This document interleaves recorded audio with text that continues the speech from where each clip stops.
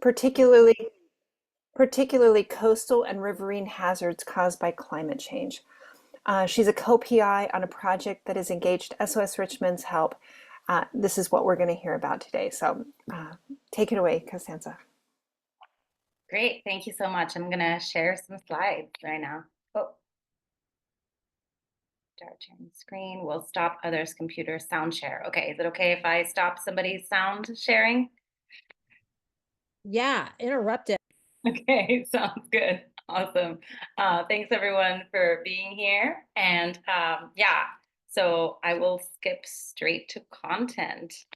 Um, I'm here to talk about a project that I've been working on since about a year and a half at this point. And I just want to first give a shout out to all of my collaborators on this project. The project is led by UC Davis, specifically Dr. Greg Pasternak. We also have Dr. Yufan Jing from UC Davis on the project. Then there is myself at San Jose State and Dr. Serena Alexander from our urban planning department. And what makes this project really cool is that we also have several community partners. Particularly, we have 3 resource conservation districts that are on the grant with us and on this project: Napa, Contra Costa, and North Santa Clara. We also have an environmental consulting group, and we have somebody from the UC Division of Agriculture and Natural Resources. And I'll talk more about other partners that weren't on the grant initially, and I'll talk about them towards the end and acknowledge everything that they've done. The end users for these projects, meaning the people that we hope to reach with this research, are specifically agencies that are managing our urban streams in the San Francisco Bay Area, and urban planners and homeless service providers that operate within the San Francisco Bay Area.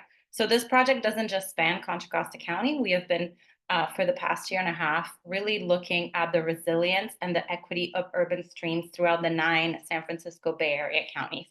And so I want to present some of that research to you today. First, I just want to mention some of our research objectives. And the first objective is to really understand the resilience of our urban streams and of the people that live along them today and in the future. And when I was first approached by Dr. Greg Pasternak, the idea was to kind of look at like communities, housed communities that live along our streams. But I said, well, look, I think there is people who live even closer to our stream, the people that have homes along our streams. And I think we really have to look at folks who sleep along the streams, particularly in the context of today, where we're seeing some of these encampments along urban streams getting larger and larger.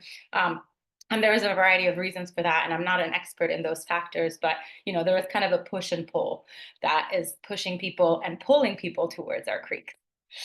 The other objectives of this research is that we really want to increase awareness among decision makers about the relationship between these 3 important crises and topics: climate change, urban streams, and people experiencing homelessness. And again, I think, in my field of environmental studies, I can really say that people have not looked at homelessness as an issue that has to do with the environment. We look a lot at streams, we look at a lot at climate change, and vice versa. I think that sometimes folk who are working and operating in kind of the homelessness, realm, aren't necessarily thinking about the environmental piece. And I'm not talking about everybody, but I think generally speaking, these 2 camps have sort of kind of operated separately and in parallel. And the last thing that we really hope will come out of this project is identifying solutions that not only can improve the health of urban streams, but also improving the conditions of the people who live and sleep outside and along those streams. And I think, Daniel was kind of alluding to this already, but generally speaking, I've found that as I've started doing this work and worked with folks that are homeless service providers or organizations that are like friends of so-and-so creek, that there's often an adversarial relationship, that people who really care about creeks, see people who sleep outside and homeless folks as enemies and people who just need to be removed so we can fix our creeks. And vice versa. I think, oftentimes when I've approached organizations that work in homeless services and asked them if they were willing to help us on this project, the reaction was sort of like, well, what's your take on this? Because I think their experience with people like me who come from an environmental background hasn't always been pleasant. And so I think one of the great thing that, in my opinion, has already happened because of this project is bringing together these 2 camps: folks that really just think about rivers and the health of rivers, and folks who really think about the health and conditions of people who live and sleep outside, and trying to at least bring them to the same table so we can have this conversation together instead of separately. So my piece in this research, as I said, there's a lot of different partner. My focus throughout my research, throughout my career, has always been to look at climate justice. So who are the folks that are most affected by climate change, who are often left out of solutions to climate change? And so my team is made up of a variety of different students from San Jose State. I've hired, I think, a total of 14 students on this project, both undergrad and graduate students. We've really focused on the social science piece of this story. And we've been doing four different things, four different kinds of data collection. And I'll first kind of explain each of them, and then I'll kind of talk a little bit about some initial results that we have from this. So the first piece is that we've been doing a land use analysis. So we've been trying to identify where are camps along urban streams and why are camps along certain stretches of the streams and not others. In other words, are there some land use features that are attracting folks to camping and sleeping along certain parts of our urban streams and maybe not other parts of streams? The other piece that we've been doing is rapid trash assessments. And for that, we have been participating in river cleanup events as volunteers. So I've reached out to a bunch of different organizations that do river cleanups and asked them, hey, can me and my team of 14 students come out and pick up trash with you? And when we do pick up the trash, what we're also doing is we're tallying it, and we're using a form called Rapid Trash Assessment Form that you can readily find online. Other organizations in the Bay Area have used it. And what that form allows us to do is understand what kind of trash are we finding in our creeks. And we've done this in areas that have never had camps. We have done this in areas that have active camps, and we've also done this in areas that have camps that have been abated. And so what we're hoping to see through those data is, do we see a difference? And the reason we were really interested in this is because I've definitely worked with a lot of organizations in Santa Clara County who throw out a lot of numbers, say things like 85% of all the trash in our creek come from homelessness. And I've never seen data to really back that up. So I was really eager to try to put some data to back up those numbers and maybe, dispute some of those numbers as well. The other piece is that we've been doing observational surveys of encampments, and this is some of the things that we've worked with SOS Richmond on. And for this piece, we've actually visited different camps. I think at this point we have visited a total of 35 or 36. I think I have it in my next slide, throughout the 9 San Francisco Bay Area counties.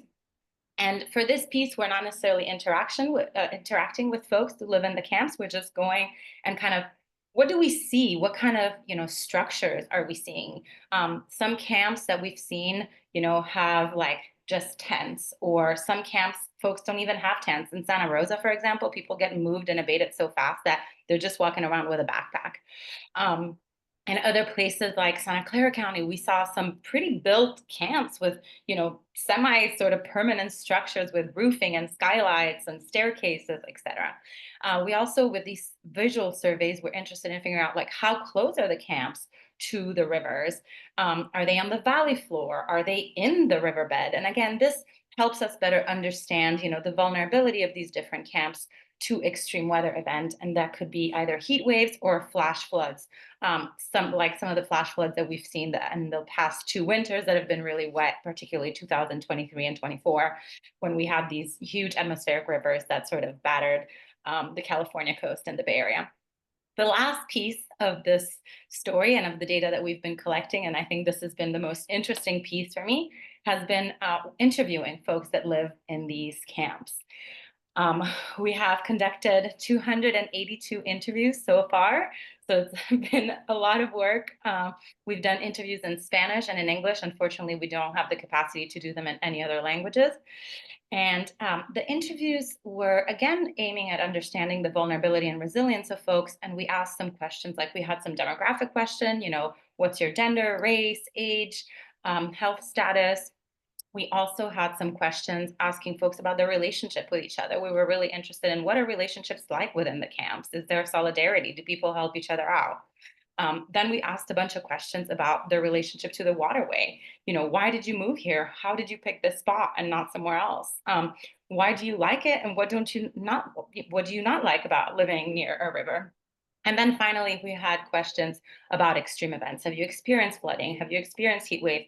how do you deal with them? How do they affect you? And so we are still in the data collection phase. We're not done. We're still visiting some more camps. So today what I'm sharing with you is some really initial, findings. We'll definitely spend a lot more time, I think, many years analyzing some of this data. We have a lot of rich data, a lot of stories from folks. So I just want to, put that out there. This is just very initial preliminary findings, but I think, right away we were seeing some things really stick out for us.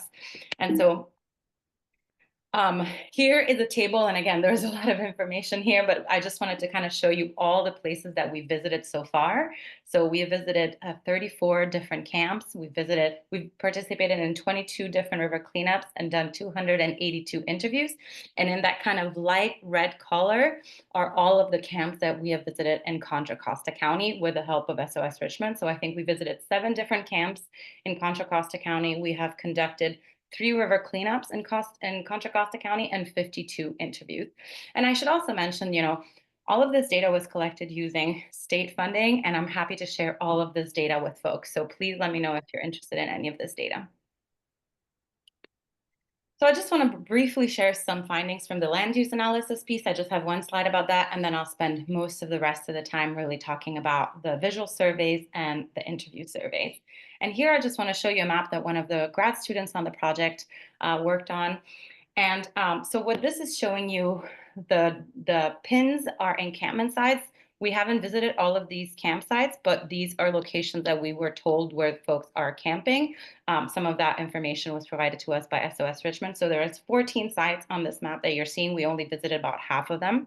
The other thing you're seeing is those colors come from the Cal Enviroscreen mapping tool. And this is a tool that allows you to identify which communities are disproportionately burdened by the impacts of pollution. And the Cal Enviroscreen uses a few different variables to determine that.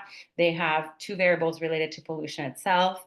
One is exposure to pollutants, and the other one is the environmental effect of those pollutants. And then they have some population characteristics.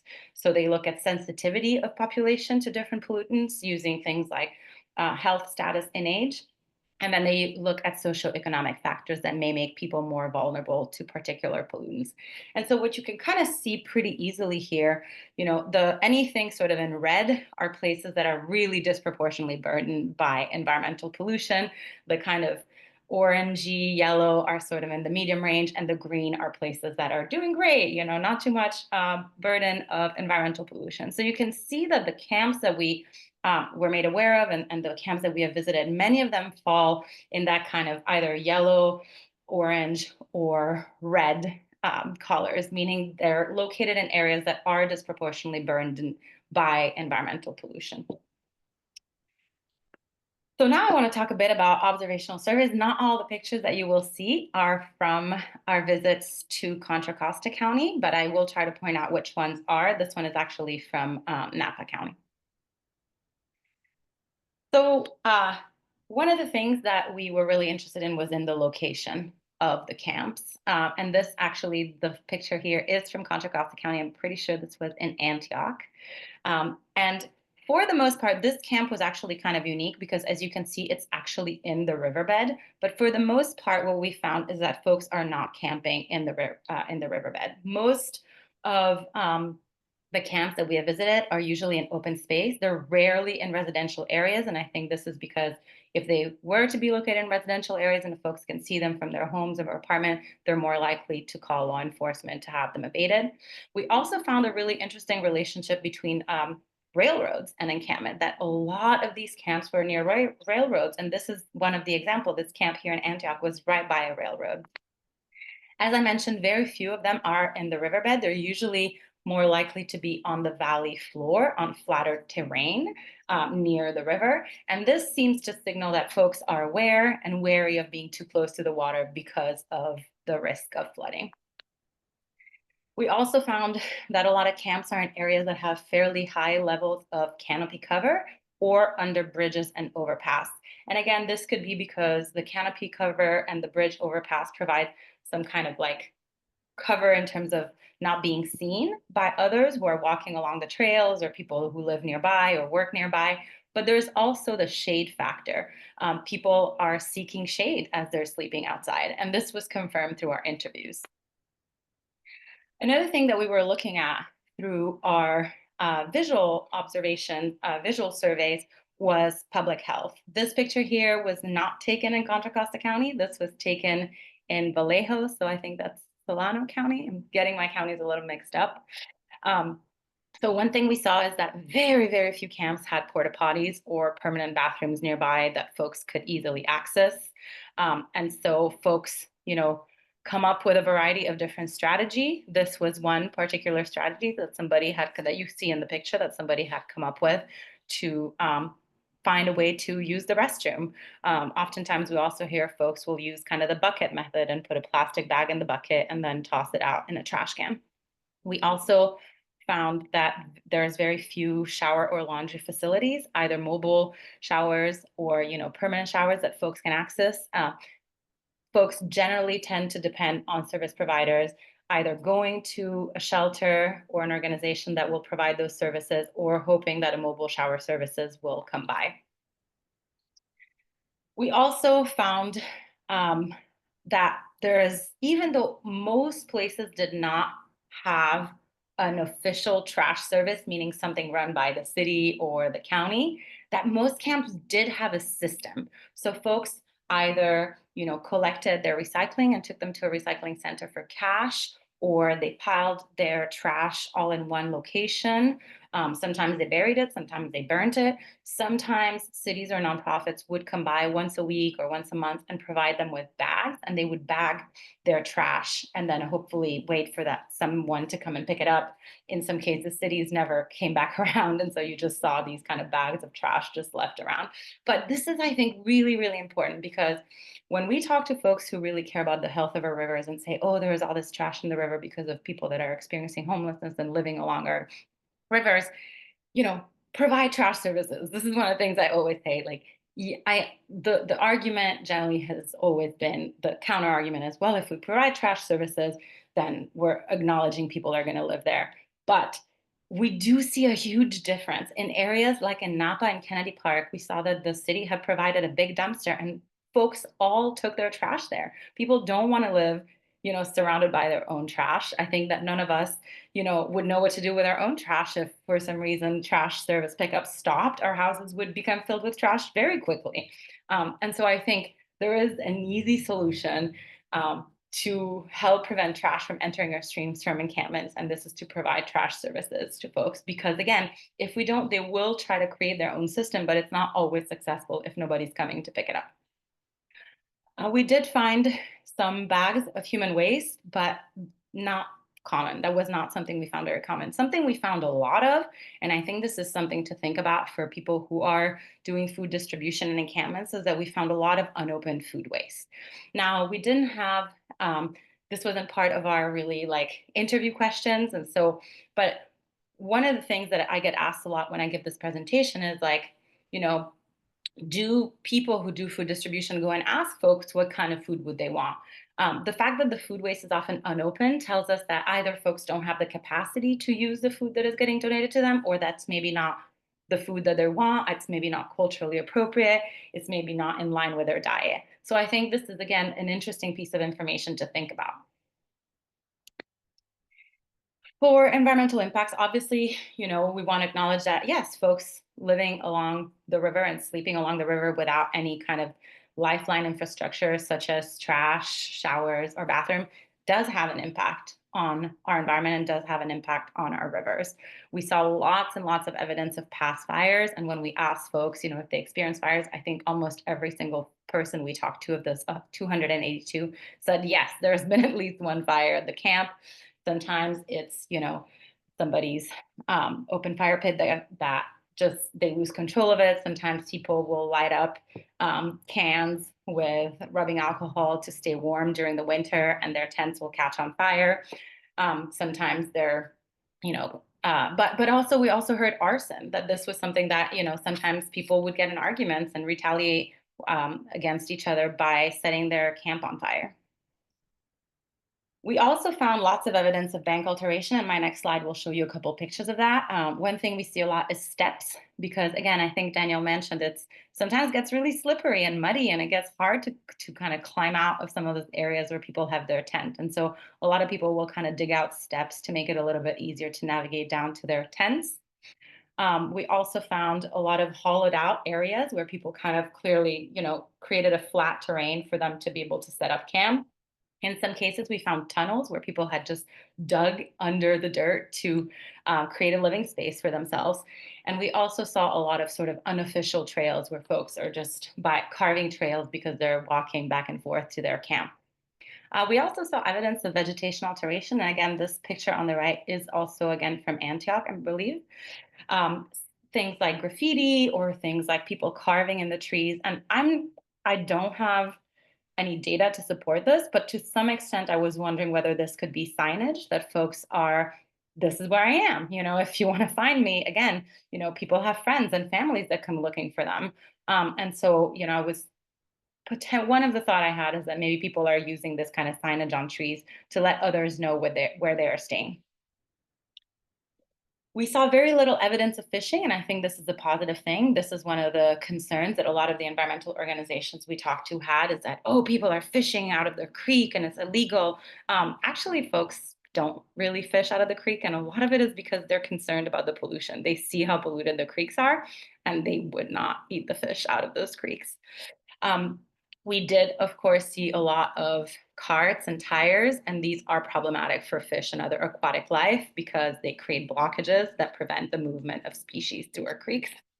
And then the last piece, and this is something that we already wrote about with Morgan for the SOS Richmond newsletter, is that we're seeing a lot of illegal dumping at almost every single camp that we have visited. And again, it could be that there is a relationship between the people at the camps and the folks doing the illegal dumping. It's possible. But my sense is that people who are doing illegal dumping, like third-party haulers, who get paid to take your trash to a dump but don't actually do it and just pocket the money, know where the camps are and specifically dump trash there because they know it will be blamed on the campers instead of them. And again, this is something cities know about. I know San Jose has been talking about illegal dumping for a long time. We had somebody, a representative from Sacramento, read the newsletter we wrote with SOS Richmond and reached out to me saying, what do we do about illegal dumping? So we sent them some ideas, but cities have been knowing about illegal dumping for a long time, and our creeks is one of the places where that happens. Here are some of the pictures that I was talking about. I think this is the San Pablo Creek camp that we visited with, the very first camp we visited with SOS Richmond. So you see kind of those steps that people have dug out. And then here there are steps leading to a little underground tunnel. And now I want to talk a bit about our interviews with the camp residents. And I just want to take a second to look at this picture. This is not from Contra Costa County. This was from Santa Clara County along the Los Gato Creek Trail. But I just want to take a second. And I always, when I give this talk, I say, what do you think about this place? And feel free if you want to put in the chat, like, what does that feel like to you? What does it look like to you? Would you live there? Because I would. It's a great camping spot, right? This place looks homey. It looks nice. Of course, we're not seeing it during the winter, during a big flash flood. But I just want to, when I put this picture out there, I say to people, if we're asking people to leave a place like this to go to a crowded shelter where they feel unsafe, um, there is a reason why people are saying no to shelters and choosing this option instead. Okay, so a few findings from our interviews. One of the things that was very interested was about relationships within the camps. When asked if there was a leader, most folks did not identify a specific camp leader, but we found that often the residents of the camps who had lived there longest, the senior residents, held the most influence in trying to kind of keep the peace, making sure people were respectful of each other. And along those lines, people do kind of set up and try to follow some informal rules like don't go into other spaces, don't steal, don't start fights.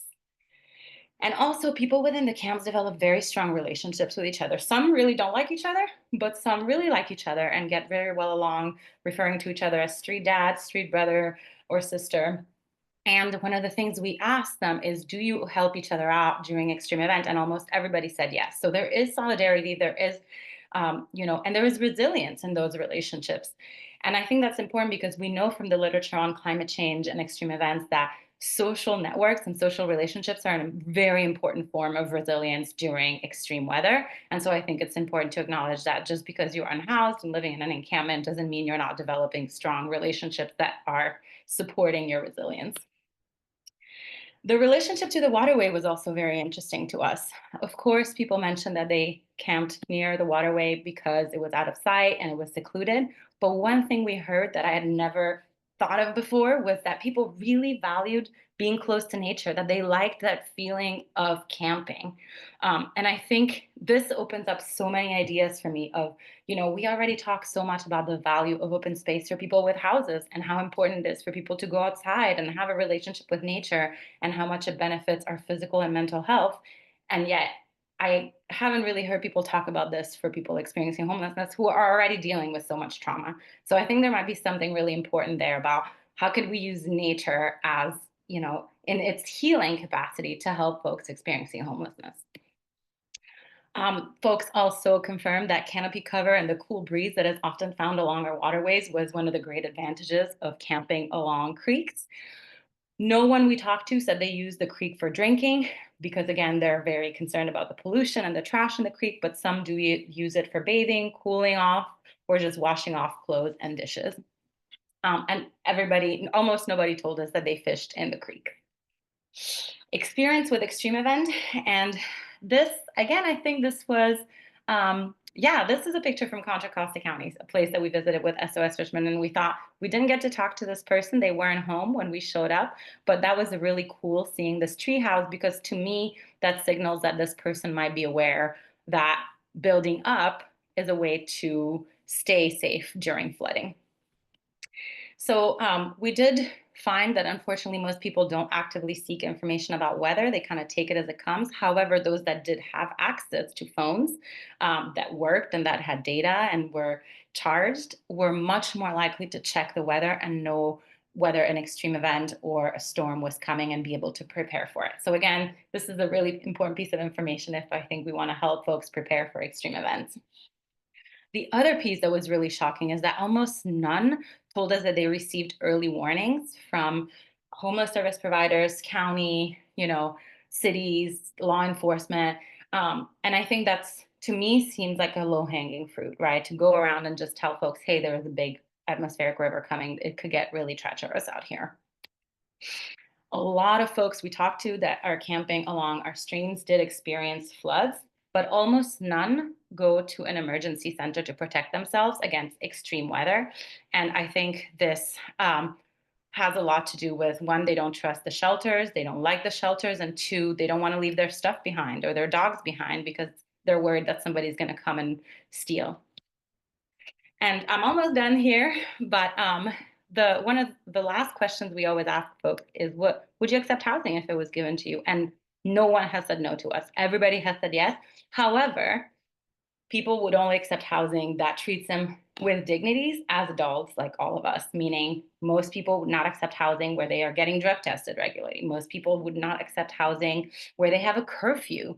Most people would not accept housing where they can't have guests or friends over because they want to be able to maintain a social life. So I think, again, this is why are people not going to shelters, why people are refusing shelters. I think there are reasons behind, and I'm sure a lot of people on this call are aware of that. And so finally, I just want to end with this slide. Here on the right is a picture of some of my team members, not all of them, some of my undergraduate and graduate students that have been so instrumental and just really brave in doing this work. And then on the left are the logos of some of the many organizations that have helped us. We are now, hoping that we can write more grants with organizations like SOS Richmond to continue doing this work and actually bringing you on into the grant early on. But every time we have gone to any of these camps, we've made sure that we've done so with the help of different organizations that already do outreach in the area, one, for our own safety, but two, because we understand that this is the kind of research that can only move at the speed of trust, and that it's important to work with organizations that have already done that groundwork of building trust with folks sleeping outside. So I will stop here. Maybe I'll just stop sharing altogether, or I can keep the slides up, whatever people want, I can bring them back up.